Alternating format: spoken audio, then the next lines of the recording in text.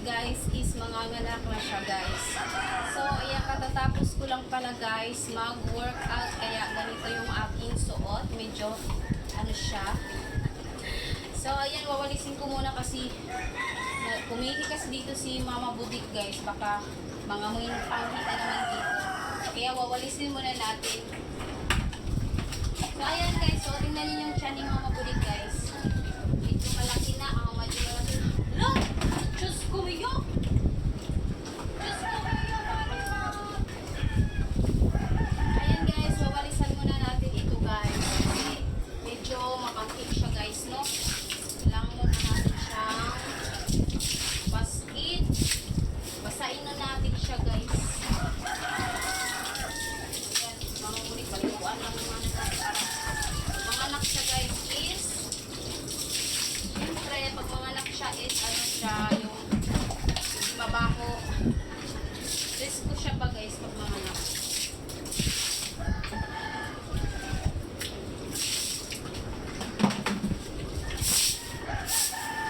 Yan, kuha lang ako ng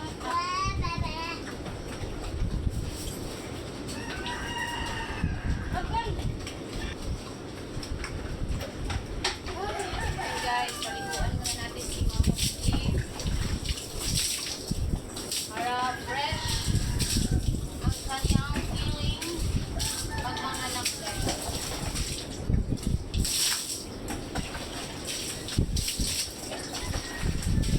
Uno! Utang mas to!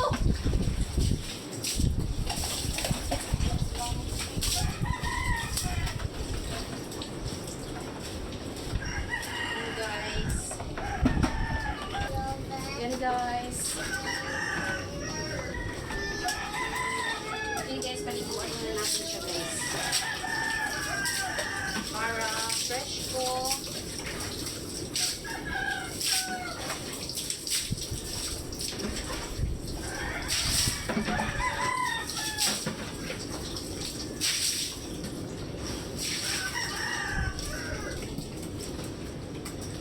Tapos, maya-maya guys, is papakainin na natin siya guys.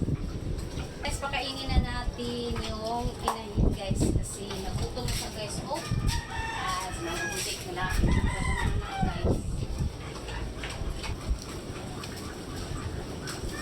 Baby, don't worry.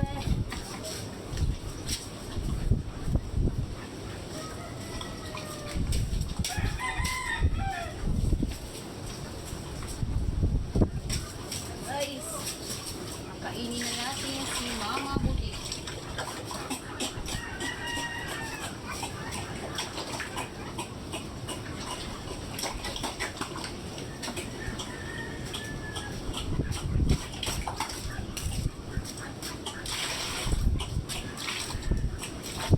So, ito pala yung mga inayos namin guys. Ito nilagyan namin dito ng ano guys, no? Para hindi makadaan dyan. Para hindi makadaan yung mga malalakas na mga hangin. Baka madisturbo sila dito guys. Kasi tingnan nyo naman yung tiyan ni Mama Budik guys. So, manganak na yan siya guys.